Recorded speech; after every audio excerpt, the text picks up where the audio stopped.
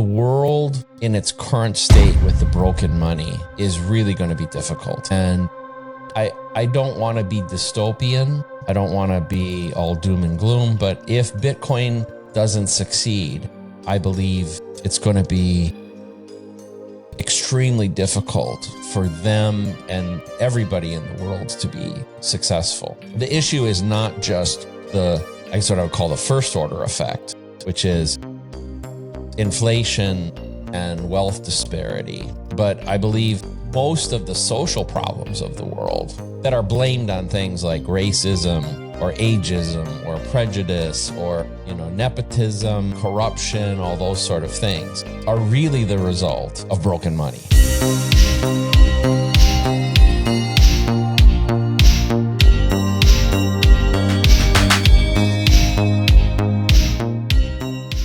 Hello guys, welcome once again to BitCorner Podcast. Okay, so now we're back to a regular schedule after that two-part episode that we made with Bitcoin Film Fest about exposing Hollywood and why that system is broken. Of course, we managed to see why everything else connected to broken money. So I hope you have enjoyed that part 2, and also on a regular episode that we continued last week with, actually I won't say the name of the guest because Bob don't wants to know about this yet, but I just hope that you have enjoyed this episode. Hey, I have exciting news. I just want to say that the Trinity is completed today. For you guys that don't know, or you have seen the show, you know that Larry Lepar had been here last year in the podcast. We have talked a lot about his book, The Big Print. We have learned a lot, and I know we need to do a second part, probably a third part, because those are a lot of conversation. But you also know that Gary Leland, he is someone that is very frequent in the podcast. We enjoy the podcast. We talk a lot. We have learned a lot with him. He was the first person, actually, of the last season. And yeah, there's always to learn. But I don't know if you've heard that there's a very cool show that is called The Bitcoin Boomers. Actually, I love that show. So what I'm saying that the Trinity is finally complete is because Bob Burnett is here. So welcome to the show. Hello, Juan. Thank you. Thank you. Yes. The trio of boomers, or the Trinity of boomers, I guess. I like that. That's the first time I've heard that. The Trinity of boomers. Maybe we should have named the show The Trinity of Boomers. Maybe that would have been a better name. Take it. But that would be fun. Well, nice to see you. Now, thank you for making this time and space to be here on the show. I know that you're an expert in mining, and I know that you have been in El Salvador, so we're going to discuss about that. But since I already talked about the show, I just want to know how the idea come to make this cool show between the three of you guys. Well, the three of us are friends, and, at different conferences and things, we've somewhat gravitated to each other often because we're old, right? So you see the other guy in the room with gray hair, you go, hey, I'm going to go talk to him for a little while, right? And Larry and I happen to live fairly close to each other too.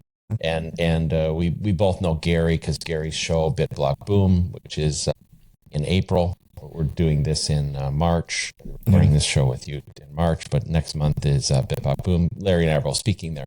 Anyway, we realized a couple things. One, that our generation is underrepresented in Bitcoin, and we wanted to do what we could to be more accessible. Because right or wrong, sometimes people that are older don't pay as much attention when a younger person is talking to them. By the way, that's wrong, but it's just the truth, right? That's what happens. And so that's one thing.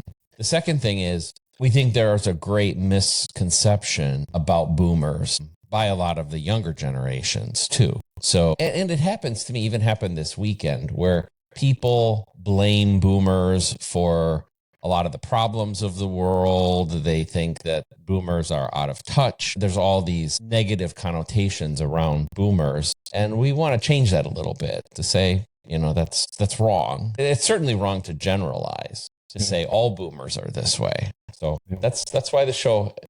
That's cool. And what do you normally focus on the shows for the people that haven't seen it yet? Well, we're trying to not get too technical or to stay, get down too deep into topics, because we know a lot of the people are newer.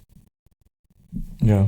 We're focusing a lot on the economics of Bitcoin, on the geopolitical implications of Bitcoin. For instance, the last guest, maybe you saw the show on, is a friend of mine. His name is John Highbush, and he has no association with Bitcoin. It's a new name probably for most people, but he was the executive director of the Ronald Reagan Presidential Library. He worked in the one Reagan. That sorry to interrupt. The one that dated Lady D. He dated Lady Di. Yeah. Okay. And he had to, like, other interesting things in this episode. He was given the task.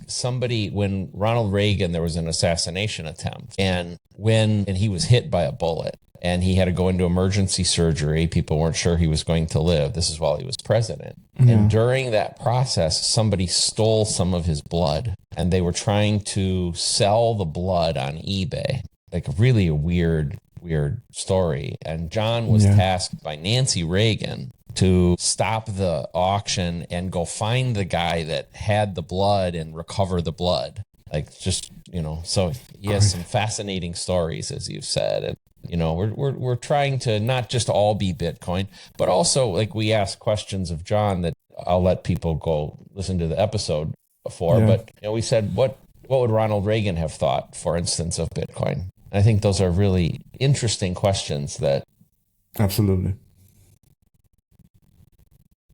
It's hard to find an expert who could answer that question properly. So anyway, we've had Dr. Robert Murphy on as well. I think in my opinion, he's the preeminent living Austrian economist. And he's a Bitcoiner. And we have other Austrian thought guys like Saifedean Amos, who wrote the Bitcoin Standard. We have Stefan Livera. We have some people in the community who are Austrians, and I respect those guys, no problem with them. But I think Bob lives and breathes Austrian economics all day long. And I think he's probably globally, even outside of Bitcoin, probably the most noteworthy Austrian guy. So those are the types of people that we have on our show. Probably a little different than just the same Bitcoiners talking about Bitcoin. We're trying to be a little broader. Yeah. Actually, you know what? That's something that I'm trying to do, what I mentioned even in the beginning with Bitcoin Film Fest, because in the end, if you start digging into all the legacy system in every specific topic, you realize that all come to the broken money because it's everywhere, right? So yes. Now that since last year, now it's also happening again, the trial of Netflix and Warner Bros. And Paramount. So we dig into it, not just following the news, but also like why it's actually happening, why Hollywood actually came into this point right now, right? There's something deeper. So yeah, I think those things are, as you said, are not Bitcoin related, but somehow it's related to Austrian. Yeah. Well, it's true. Part of the reason I do what I do, and that I've focused, I'm going to be 62 shortly. And so some people say, why are you even working, or why do you bother? Because I still work very hard. I spend a lot of time on it. And it's because I have children, I have grandchildren now. And I believe that the world, for instance, my grandchildren, as they grow up, the world in its current state with the broken money is really going to be difficult. And I don't want to be dystopian. I don't want to be all doom and gloom. But if Bitcoin doesn't succeed, I believe it's going to be extremely difficult for them and everybody in the world to be successful. The issue is not just I would call the first order effect, which is inflation and wealth disparity. But I believe most of the social problems of the world that are blamed on things like racism or ageism or prejudice or, nepotism, corruption, all those sort of things are really the result of broken money. So if we fix money, it's very difficult for those other things to exist, at least to the extent that they exist. So the second and third and fourth order effects of fixing the money, I think, make the world a much, much better place. And so that's why I spend the time I spend and the energy I spend on Bitcoin, because I think it's the greatest gift. It's the greatest thing I can give to my grandkids. So, and I feel like we have to win. I think we have one chance, only one chance, because the establishment financial infrastructure and establishment power infrastructure, I'm talking political power of the world, I think they realized they made a mistake. They didn't take Bitcoin seriously, and it surprised them. And they didn't realize its decentralized construction properly, and that you couldn't just cut it off. Like, they needed to kill it much earlier. They let it get too big. But if the opportunity exists to kill it or to impair it, they will do it, and they will never let something similar happen again. They won't let it happen, and number two, I'm a very faith-based person, and I think that this was a gift from God. Bitcoin was a gift. It was like a gift for us, for the people, to fight against the evil of these other things. The conditions upon which Bitcoin emerged are very much like the Immaculate Conception, and I don't believe they can happen again. So we have to cherish the gift. We have to take seriously its care and security, because it won't happen again. I completely agree. I think there's a lot of misconception around Bitcoin, right?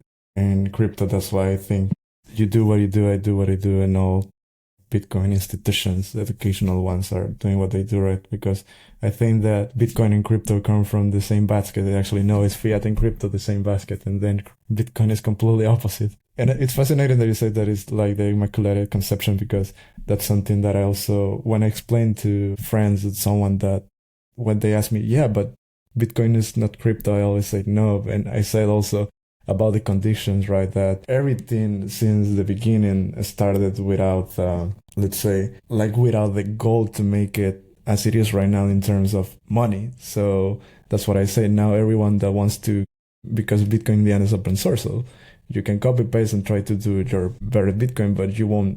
Since the inception, you cannot do that, because you are doing it just to make a profit or just to make a company. Yep. But Bitcoin was without any of those incentives, right? It was just to make something beautiful. It didn't have any value. It was just $1 or less. So correct. The moment it decentralized, yeah.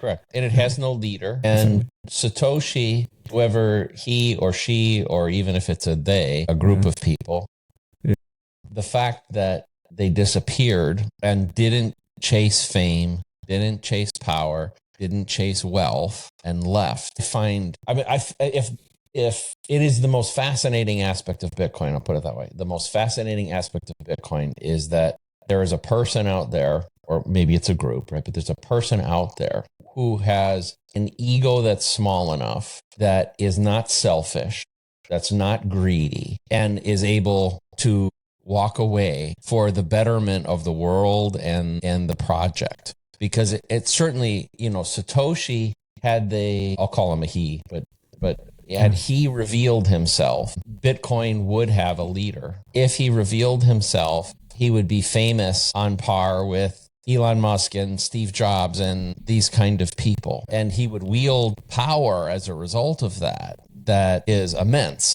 Because even if you look at like how much power and wealth, let's say Vitalik Buterin has from the Ethereum side, and that's just an ugly stepchildren sort of version of Bitcoin, right?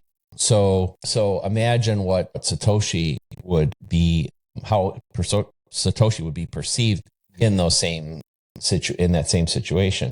So I think, as I said, I think it's not reproducible, both because the powers in both the monetary side and the political side will squish any new one that looked like Bitcoin. And number two, the odds of getting somebody so selfless that creates it are almost impossible too. So in fact, my wife and I, we spend a lot of time, we talk about Bitcoin a lot. less than I want and more than she wants. We'll put it that way. But we spent a lot of time with that, and we pondered a lot, like who was Satoshi, and what we pondered, not so much what was Satoshi's name, but how was Satoshi raised? What was Satoshi's mother like? Who was the woman that raised the man that was that way? It's very much like, I don't want to be religious here, but you wonder about Christ and you say, well, the reverence, certainly I'm a Catholic too, the reverence with which Catholics look at the Virgin Mary, is the woman that raised Christ. And there's an amazing amount of respect that we have toward the Virgin Mary because she raised Christ. And so you say, who was it that raised Satoshi? And we actually created a character called Mother Satoshi. Oh, really? And there's go ahead. Wow, this is really interesting. Interesting.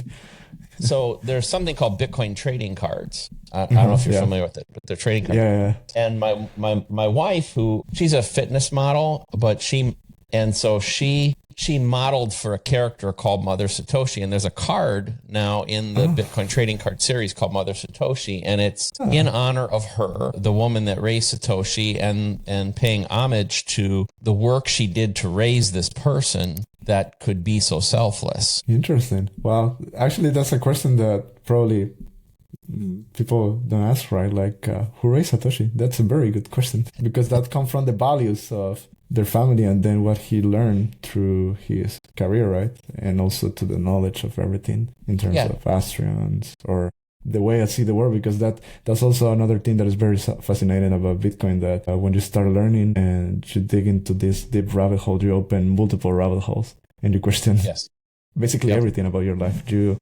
need to be, I think, in some way humble to break your previous knowledge. How do you say it in English? Like your belief system. Yeah, absolutely. And actually, I want to ask you, now that we're talking about this, how do you come to Bitcoin to work in this space and also in mining? So we can pivot as well in mining.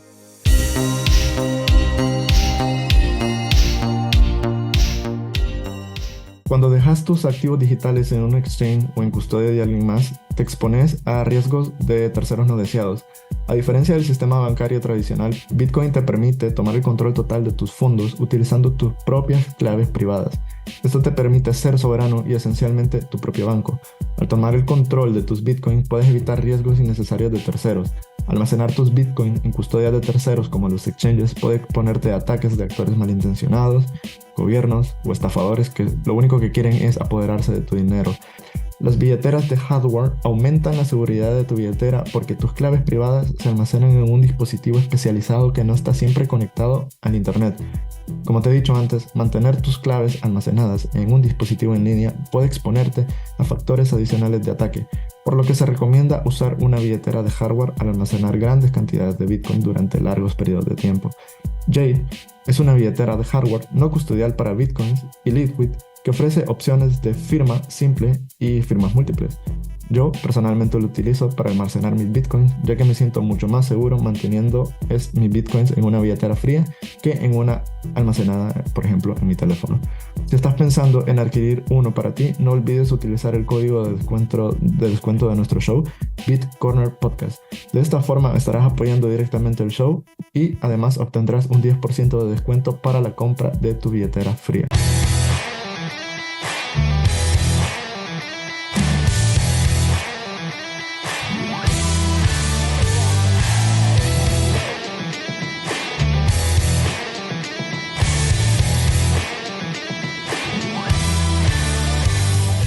This podcast is brought to you by Bull Bitcoin, the most trusted Bitcoin-only exchange built by Bitcoiners for Bitcoiners who give a damn about sovereignty.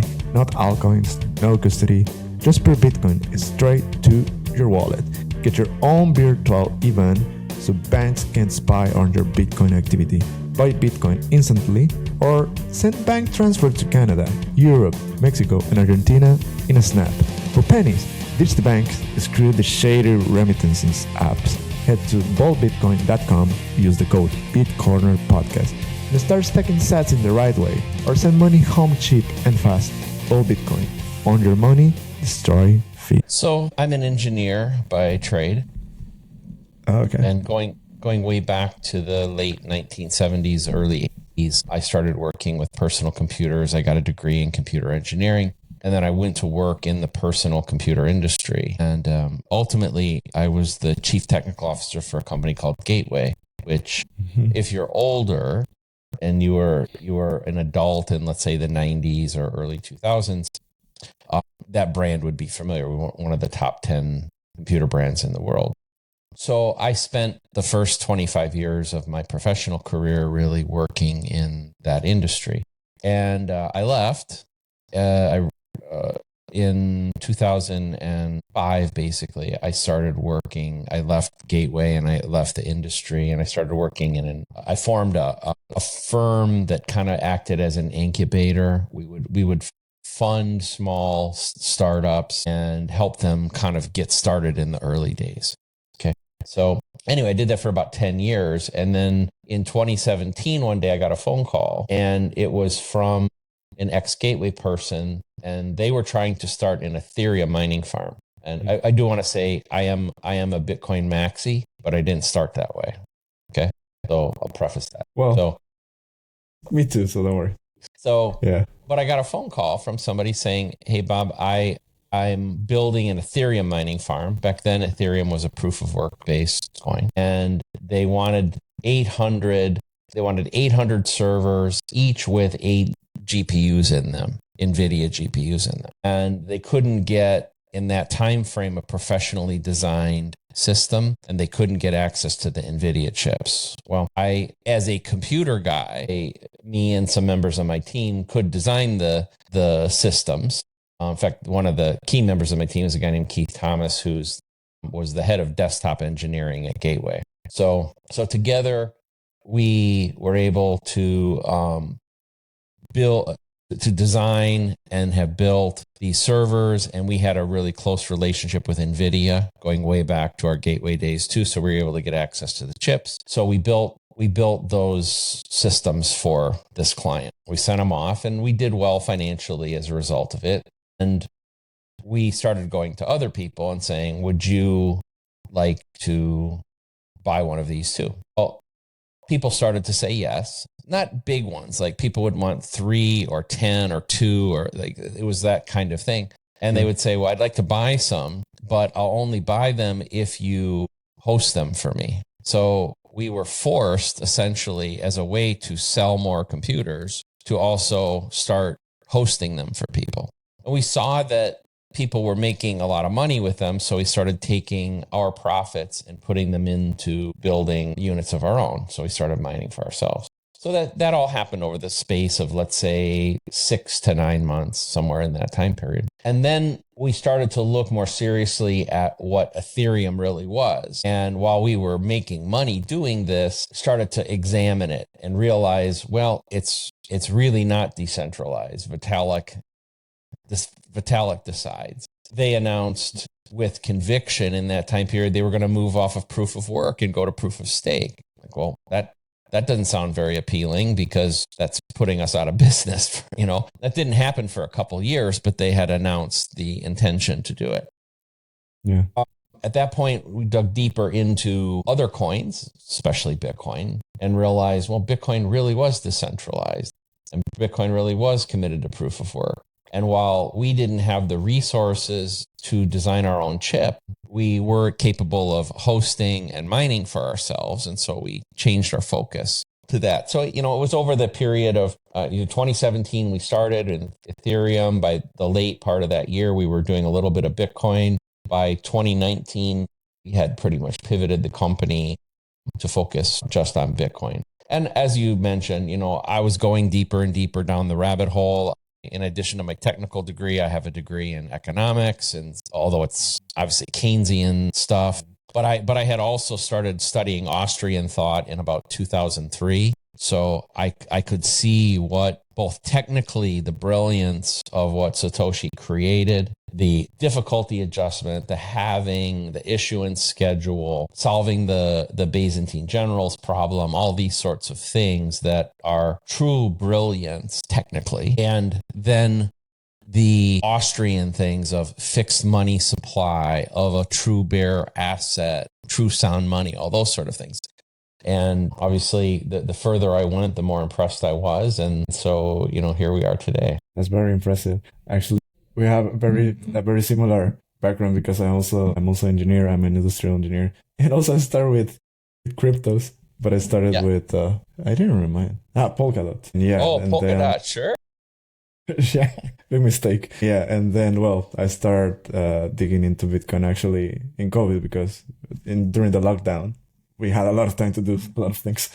And I like economics, so that's why. And then I realized, oops, okay, I'm not in the right path until I discovered Bitcoin. Yeah. So I also want to ask you about misconceptions now that we're talking about it. And I know you're in mining. So a lot of people think that mining is just about hashing power. But what are the biggest misconceptions that you see around mining Bitcoin, of course? Oh, wow. There's a lot of them. Okay. So one, the job of Bitcoin mining is not to produce Bitcoin. It is to produce block space.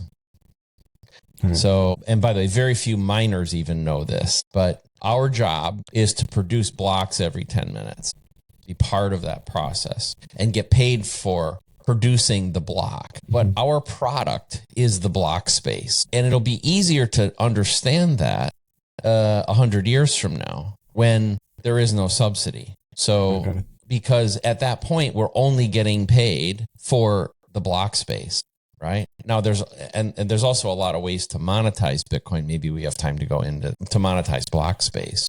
There's more than just one way to monetize it. So that's one thing.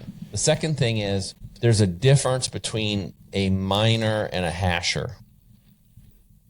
Okay. So a hasher, and most of the people that call themselves a miner are not miners. Okay. Mm-hmm. Being a miner requires the following. You must run a node. You must manage your local mempool. You must create block templates. You must receive Coinbase transactions, and you must hash. Those are the 5 fundamental components. If you use a pool other than Ocean or potentially demand pool, you use a pool, you only do one of those, which is hash. And the other responsibilities have been what I call abdicated to somebody else. You as a possessor of the hardware have given the power of creating the template. And by the way, creating the template means, let's dig that further. When you create the template, you pick the transactions that will go in your block. Okay. It's a very powerful, heavy responsibility because at one point in time, let's say there's 100,000 transactions waiting to get confirmed. Well, you're going to fit 3,000 or 4,000 into the block that you create.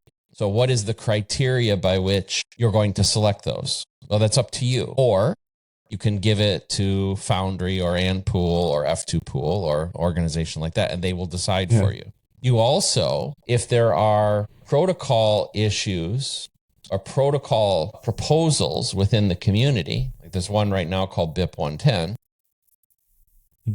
it is the miner who decides to signal or not.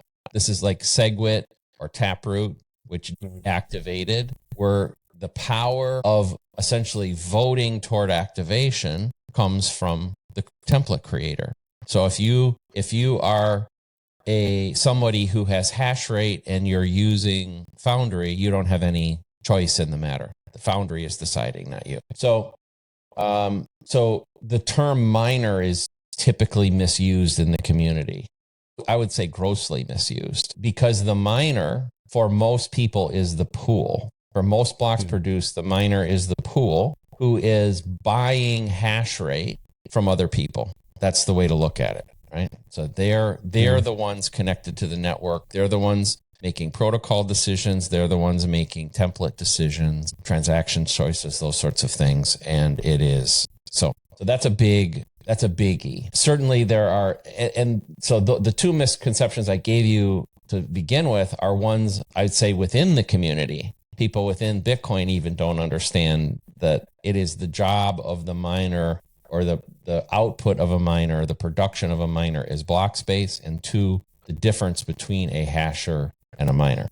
So obviously outside of Bitcoin, we still fight FUD, fear, uncertainty, and doubt about energy usage. Bitcoin uses too much energy, that it spews carbon into the atmosphere. Also that it is causing electrical prices for individuals who are close to Bitcoin mining operations or hashing operations to have increased electricity prices. Those are all false. We do tremendous things to stabilize grids, although that gets oversold, honestly.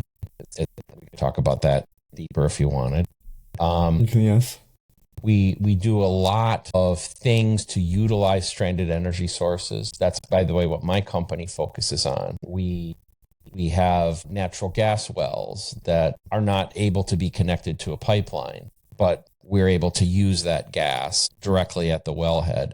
We have an anaerobic digestion facility where we take cow manure from a dairy farm and use it to generate methane, which we then power generators with. We have a hydroelectric facility that we own and operate. So these are examples of the mining community finding ways of using energy that would otherwise never be able to be used. And in some cases, like in the case of the cow manure and the natural gas wells, that methane would eventually leak into the atmosphere, but we convert it and burn it cleaner. I have seen that example, I think it's in Norwegian, that they do it to a hospital or something like that. There is a village that they use the methane to mine Bitcoin, and with the heat, they heat the hospital, something like that. Well, they do some cool stuff there and you're mentioning kind of the secondary thing, which is we do have a byproduct, which is heat, and we're starting to learn how to use the heat. And they have in the Scandinavian countries, they unlike certainly in the United States, and I think over most of Europe and Central and South America, they don't heat homes with individual units. They have what's called a central heating district. So you may have one city block, and in the middle of it, you have a unit that produces the heat and pushes the heat into all the individual houses. So they're using Bitcoin mining to heat the houses. And there's also what's called a heat punk movement, where people are using Bitcoin mining equipment to build things like, furnaces for homes and warehouses, to do pool heaters, to melt snow on driveways, all these sorts of things. We actually have a small operation that we work in partnership with a greenhouse in northern Florida, where they grow tropical flowers. And at night, often the temperature drops low enough that they need some external heat to keep the flowers healthy. And so we have Bitcoin mining equipment around the perimeter of the greenhouses, and it provides the heat, and it also reduces the humidity inside the greenhouse. That's cool. So there's all these sorts of things that, they don't get much publicity, but fascinating things going on all over the world to utilize the mining infrastructure beyond just I think what most people would perceive, which is, I think they just think about Bitcoin miners being greedy, pay me as much money as possible sort of folks, but it doesn't really work that way. That's interesting. And I'm just thinking about that Trump said, I think last year, right, that he also wants to compete in the mining industry, to hash a lot there in the US. Who is that? I missed the Trump. Oh, Trump. I think. They have a company called American Bitcoin that is mining now. So now they're mining. That's the one that runs his son, could be?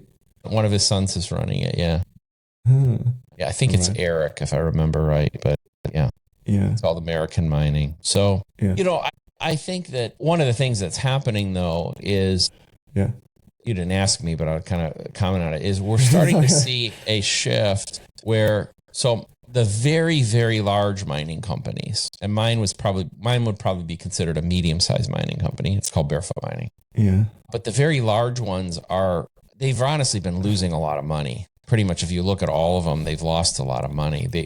They aren't typically very efficient operators. We're seeing a lot of them pivot toward AI. So they're taking the energy and redeploying it. And honestly, I think that's healthy for Bitcoin. I think that these companies typically aren't well operated. They lose a lot of money in Bitcoin. For instance, Mara just announced their earnings a few days ago for the fourth quarter, and they had an operating loss of about $300 million, and so a very, very large operating loss. And they also announced in parallel that they were pivoting a lot of their future efforts toward AI instead. They weren't giving up on Bitcoin, but a lot of their energy going forward is in the AI area. And we've seen that with lots of the companies that traditionally have been called Bitcoin mining companies, which were really Bitcoin hashing companies, by the way. But they're pivoting. And in my opinion, it kind of is going to bail them out because most of them have lost a lot of money and they're not really prepared well to operate in bear markets. And we're in a bear market. Well, from the perspective of a miner, we're in a bear market right now. It's very difficult condition. Probably the most difficult conditions to be a miner in the history of Bitcoin are right now. Very hard. But every single bear market until we mine all the Bitcoin, I think is going to be more difficult, right? That's why I think you said that there's a space to monetize the block space, because there will be a time that I think it's not affordable to do this, or not. Well, that's true. And I should expand on that a little bit too. So one of the things I think very few Bitcoiners have run the numbers on and have a grasp of is the scarcity of block space. So we can go through it real quickly. So please. This is interesting. As Bitcoin, I think most Bitcoiners know blocks are produced roughly every 10 minutes. Mm-hmm. So if you take that and you extrapolate that to a whole year, what you'll find is it's about 53,000 blocks are produced every year. Okay. Yeah. Okay, 53,000 blocks a year. We have a block size limit of what's called 4 million weight units, but nobody reads. It's about 4 megabytes is the maximum. Typically, it's about 1.5 to 2 megabytes. Yeah. But what is pertinent for most people is it's about 4,000 transactions that fit inside that block. 4,000 transactions. So if you take 4,000 transactions per block times 53,000 blocks, you get just over 200 million transactions per year. That is the capacity of the Bitcoin network. And if, for instance, I was a miner, a real miner, as I defined earlier, and let's just say I had 1% of the world's hash rate, I would produce 1% of the world's blocks. And that means I would produce about 530 blocks per year, or roughly 10 per week. So that, as I said, that is what I produce. So the question then is, let's project ourselves even 10 or 15 years into the future. Yeah. Right now, so today, that block, when I win it, it's worth about 3.25 Bitcoin. 3.125 comes from the subsidy, which is the issuance of new Bitcoin into the system. Mm-hmm. And the rest, which is small today, about 1/10 of a Bitcoin, maybe at best, is from the fees. Okay. Now, if we go forward, let's say 10 years, we'll have had 3 halvings in 10 years. In the next 10 years, we'll have 3 halvings. So we'll go from 3.125 to 1.56 to 0.78 to about 0.38 or 0.39. So 10 years from today, the subsidy is going to be like 0.39 Bitcoin per block. So fees, even if they don't change from today, will be 25% of the miner's revenue. But the historical norm, interestingly, is about 0.335 Bitcoin per block. That's the average fees over the history of Bitcoin. So that means 10 years from now, assuming that averages still occur, that half of the miner revenue will come from fees and half will come from the subsidy. Mm-hmm. So, and then you go 4 more years, now 75% of the miner revenue comes from fees. And you go 4 more years, and now we're at like 90%. Okay. Yeah. So it goes down very, very rapidly. So at that point, a miner will look at it and say, well, fees are unpredictable. That's a problem. That's a problem, right? How? So hold that thought. Now, the second side of it, there are 8 billion people in the world. There are 400 million companies in the world. There are 220 countries in the world. There's only 200 million transactions a year. That's it.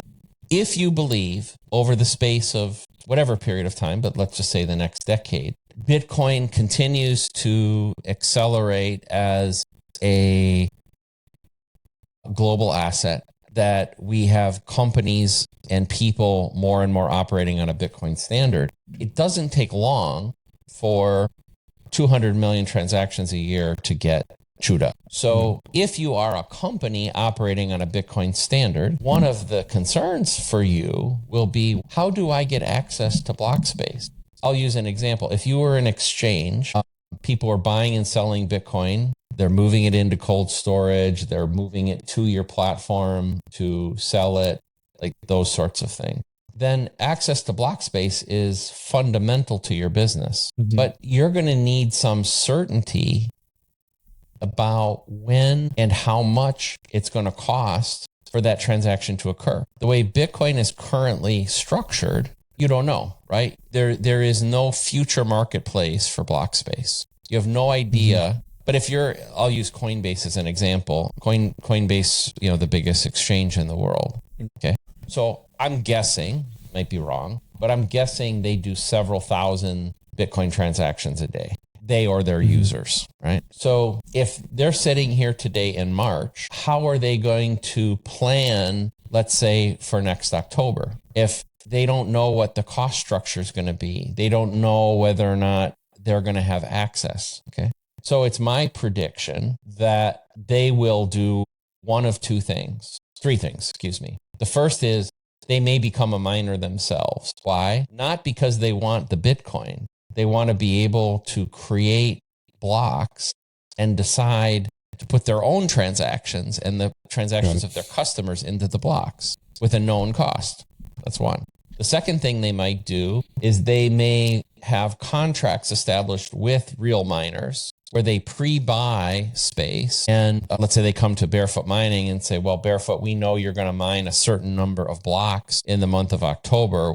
We want to buy 2 of them now, and we'll agree on a price now. That's the second thing. The third thing is, and this is actually something I've been working on for a couple of years, is a marketplace where a miner could, let's say Barefoot, could go offer into the market right now a block in, let's say, the first week of October and pre-sell at a certain sats for VByte to users of the market.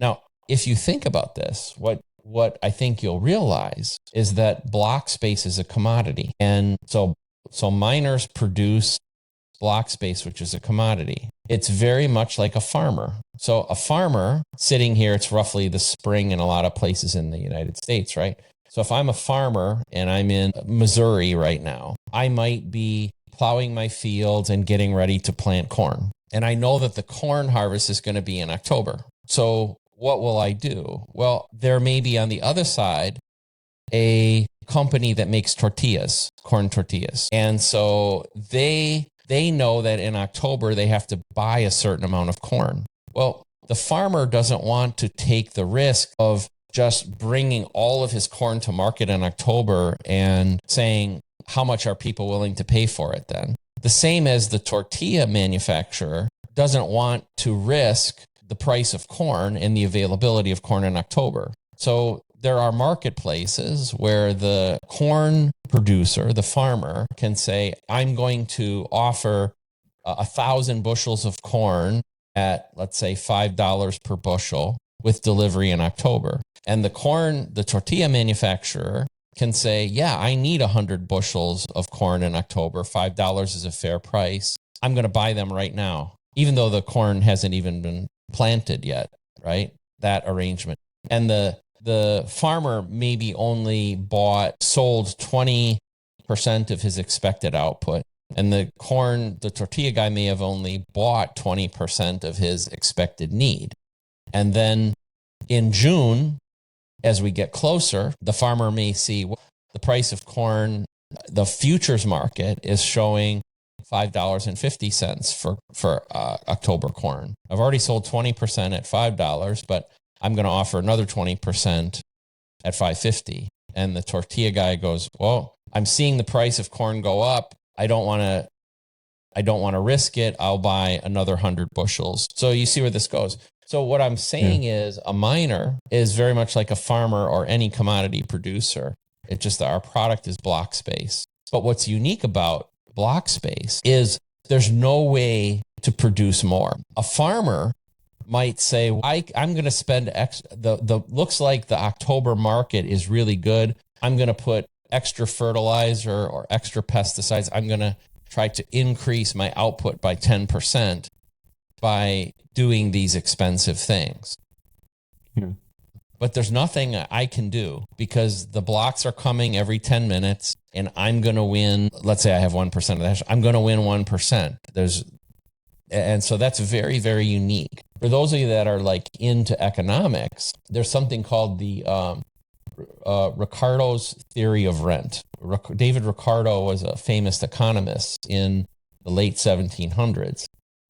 And what he said was he studied the price of agricultural land. And he basically said there is a fixed supply of prime agricultural land in the world.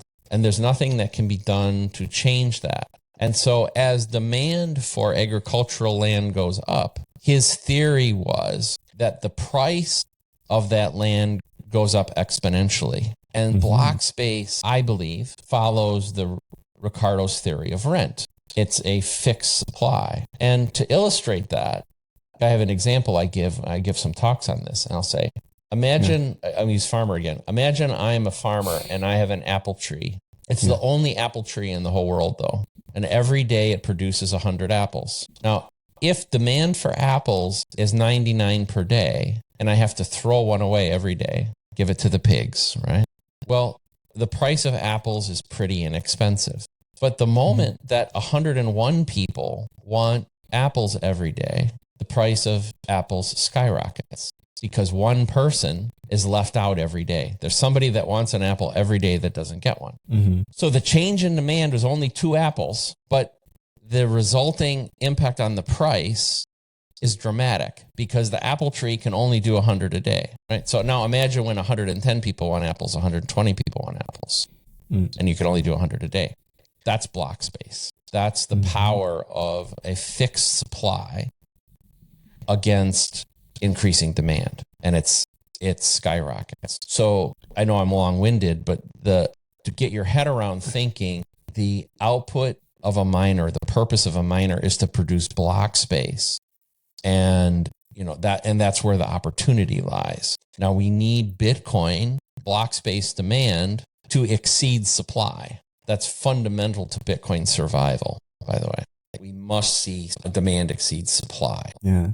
Well, that's fascinating. Actually, I'm learning a lot about block space because I didn't listen or know much about this before. But it's a really interesting topic. And I have many questions. But before, go ahead. Because I think, before my questions, because we are reaching an hour, I told you that there's a game in the podcast. I think it's the right timing to do this, to pause a little bit.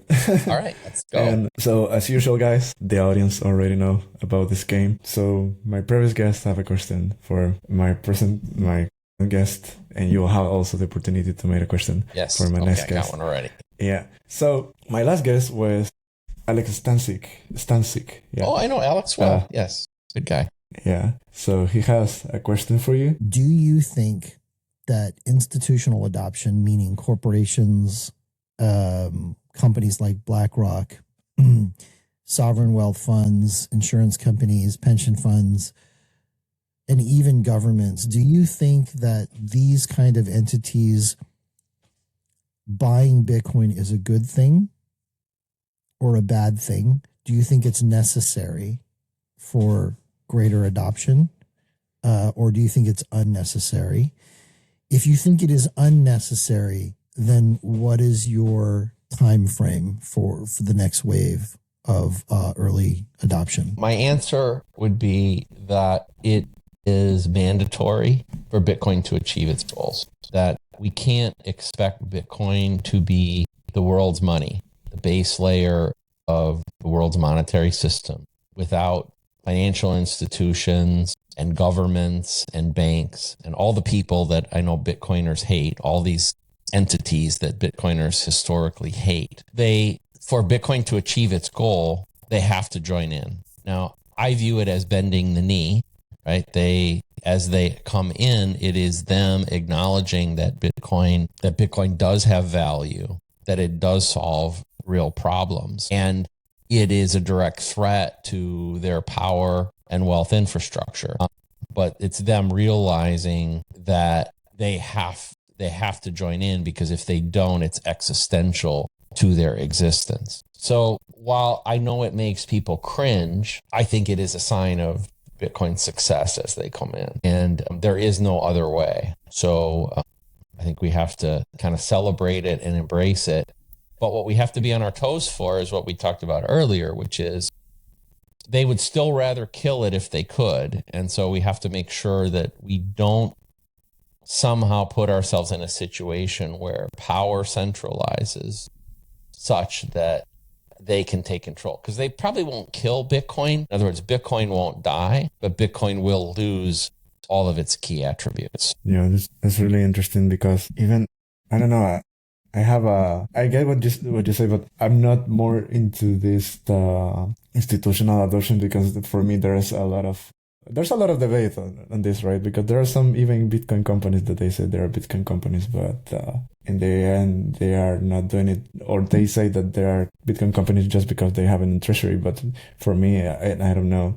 I just think that in the end, companies, if they don't provide value, it won't make any sense. It's like a company having gold, let's say, but if you don't produce value, it doesn't matter what you have, it will fall. Well, I guess the way I look at it is, if it's not about them providing value to Bitcoin, but Bitcoin providing value to them.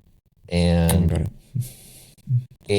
so the one thing we can't do in Bitcoin is choose who participates, right? That's I mean, that is the fiat system chooses who participates and who gains. So there's this phrase, Bitcoin is for your enemies. And I like that, because whether it's Russia or North Korea participating in Bitcoin, like Iran probably has roughly 1% to 2% of the world's hash power sits in Iran right now. And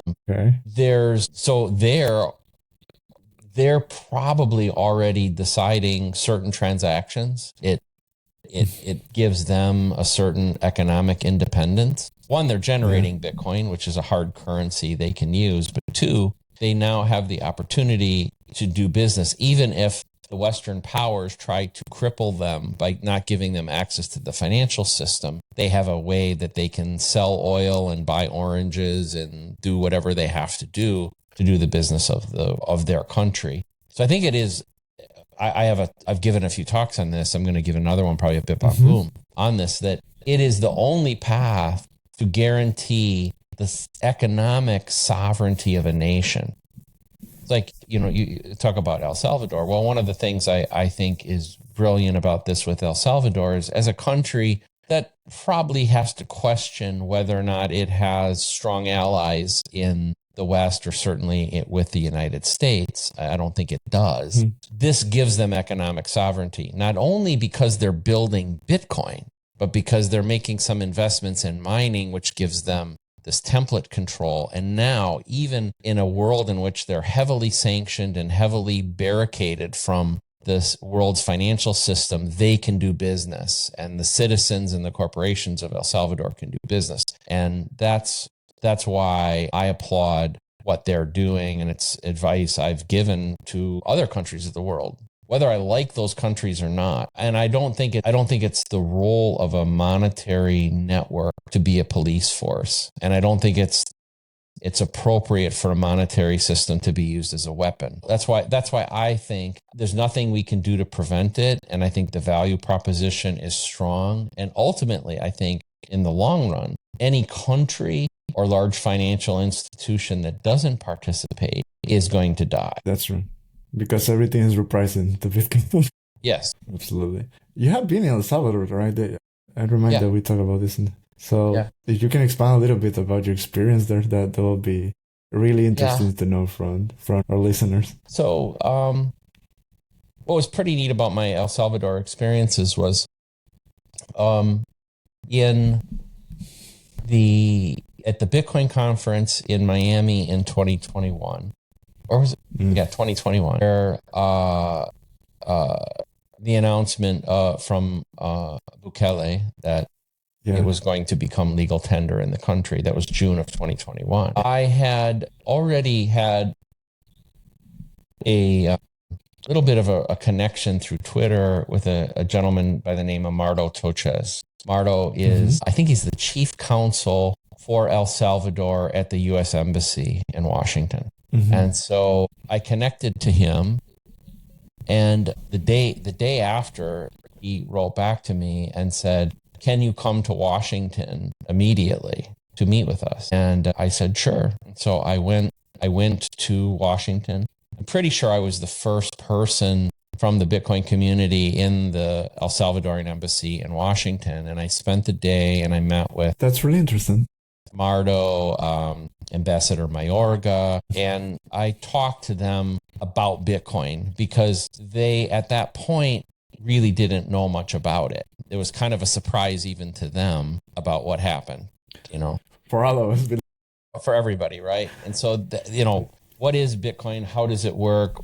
What are the ramifications for our country? And then shortly after that, they invited my wife and I to El Salvador. And we went there for about 10 days. They were having a conference. So I went to the conference. I met with a lot of people, talked a lot about mining with different officials. And then I was invited back again as a guest of the government. Further met with, forgot the gentleman's name. He's the head of the Department of Energy. We were exploring different mining opportunities within the country. Spent time with said Mr. Toches. He introduced me to a lot of people, and it was mainly, of course, I did all the things that most people do. I went to Bitcoin Beach, and I and enjoyed the city. This was still, COVID was still kind of active. It was not as probably free and open as it is today. I haven't been back for a couple of years, but what I saw was, so my trips were in 2021 and 2022. And, what I saw was a country on the rise. In my life, I've spent a lot of time traveling. And back in the early 90s, I started going to Taiwan, for instance. And Taiwan at the time, say the 1993 or somewhere in that era, was honestly a third world country. But you could see there were elements of change. And it's very difficult, by the way, for a country to rise from the second and third world and go up. It seems like it's a lot easier for them to go down, like what happened in Venezuela, for instance. Like it's much easier for a country to disintegrate and that's almost entropy, right? So we're engineers, right? So what is entropy is the natural tendency toward disorder, right? And I think that's what happens in societies and governments, right? There's a natural tendency toward disorder. So El Salvador was attempting something to reverse entropy, and that's hard. That's a difficult thing to do. But you know what? It's happened a couple times in history. Singapore did it.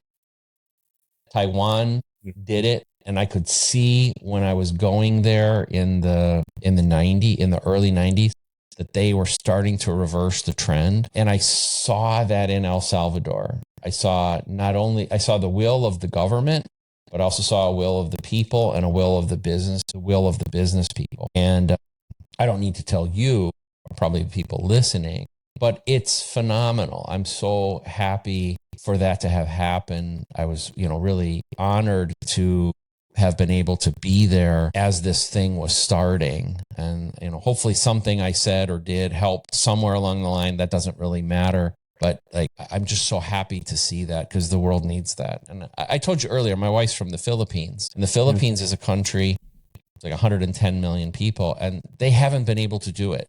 They have not been able to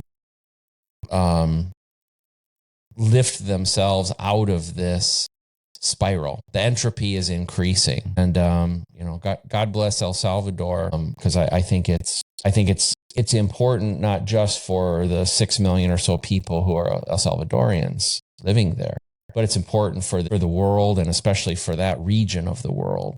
And I think now it gives hope to the people in Venezuela and Honduras and surrounding countries that they can reverse it too. So I hope it's a virus. There's an El Salvadorian virus that spreads through the region. And I think, by the way, I think Bitcoin plays a role in that obviously most of the credit goes to the people of El Salvador and the leadership of El Salvador, but Bitcoin is part of that because Bitcoin gives you this mentality, like you put in the work, you adhere to the values and the rules, and good things happen. That's what I see about El Salvador. Yeah, absolutely. And thank you for your kind word for the country. But it's true what you say. I think Bitcoin have also shaped the way that Bukele is leading the nation, because he's thinking like long-term preference, right?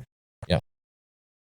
So, and I think that's the way that I have seen it. Even I'm friend of people that are doing educational efforts to like Node Nation, that he focus on kids, or even Bitcoin Berlin, that they managed to replicate what they did in El Sante. They have this Bitcoin circular economy fully integrated. So, but I think the challenge, and I think it's going to work and pay off, is that they're focusing on kids, and they're teaching them Austrian economics, because they are learning about Bitcoin, and also they are learning about AI. So in the end, these kids will have in their curriculum all the things that they need currently and in the future. And also they will have a choice with, I think that's, for me, as I see, that's the missing thing probably in the entire world, that as you said, when you studied engineering and economics, we learn about Keynesian, but we don't learn about Austrian. Some people don't know that there are several type of economy, right? So I think there will be advantage, because first,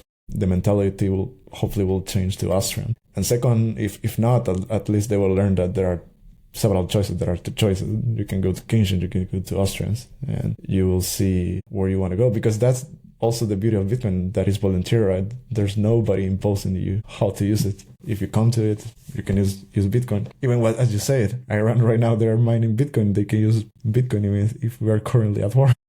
Yes. So yeah, it's fascinating. But we're going to start wrapping up, because I know we don't have much time. Yeah. Yeah, I just want to make you some more questions probably. And I would love to have a second part, because this is so fascinating. In mind, sure. There's a big rabbit hole. Do it again. Yeah, I have a philosophical question for you that I think I have asked once in the podcast. But, well, first I want to know your opinion about, that there's a lot of debate about what's going to happen with quantum computing. But there's also the question that I think there will be a point that, of course, Bitcoin with this, in the end, is software. So software is updated. So somehow we'll be able to update everything in some sort to fight quantum. But of course, there is the Bitcoin that belongs to Satoshi and the wallet. And the question is that it was sort of like, what is our responsibility with those coins and with his wallet? Should we leave it that way or do something with it? So what is your opinion on that? That's a great question. It's one I'm pondering. I'll tell you where I sit right now, but I reserve the right to change my mind because it's a hard one. I believe fundamentally Bitcoin is about property rights.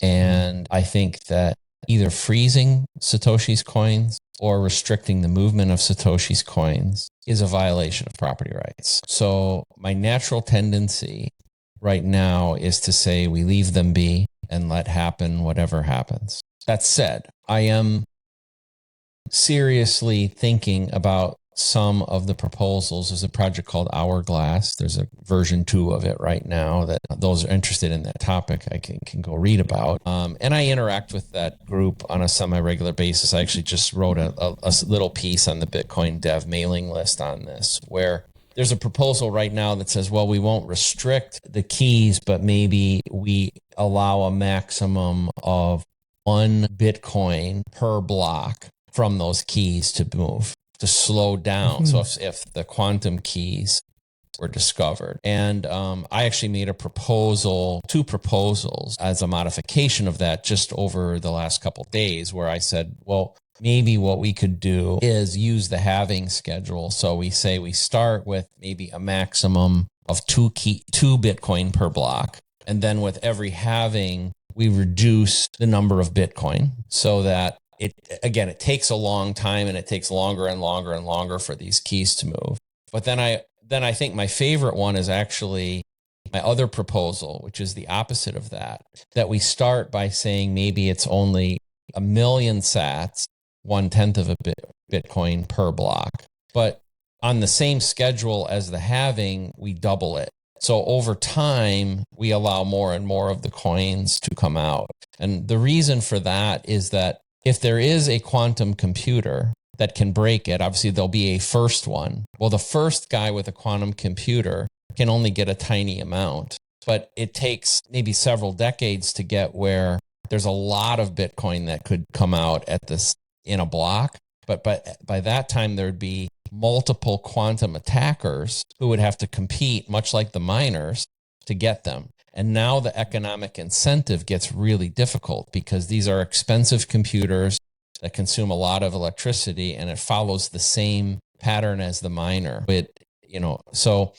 I'm warming to, obviously that was my idea. I'm warming to it a little bit. So which would be to restrict it to a small amount in the initial blocks and then use a doubling schedule to ultimately be to the point where it's unlimited. But by that time, the number of quantum computers would be so great that it would be difficult for any one quantum attacker to actually get them. That would be multiple quantum attackers who could do it. Wow, that's very fascinating. So I asked a philosophical question, but you actually had some answer about it. Yeah. That's interesting. Yeah. Okay. Bob, I won't take more of your time, but first, thank you for stopping by on the podcast. We have learned a lot. I have learned a lot, and I know the audience will learn much more. So thank you for your time. Thank you, Juan. My best to everybody in Barcelona and El Salvador. Thank you very much. So guys, that was it. Hopefully we will have a second episode with Bob, and probably we'll bring Gary or Larry. Oh, we could do that. We could do one with the Trinity. Sure. Even the tree. Take the name, the Trinity. And please say hi to them now they're going to BitBlockBoom. All right. Bye, guys. See you next week. That's it for this week. Ciao. Thanks.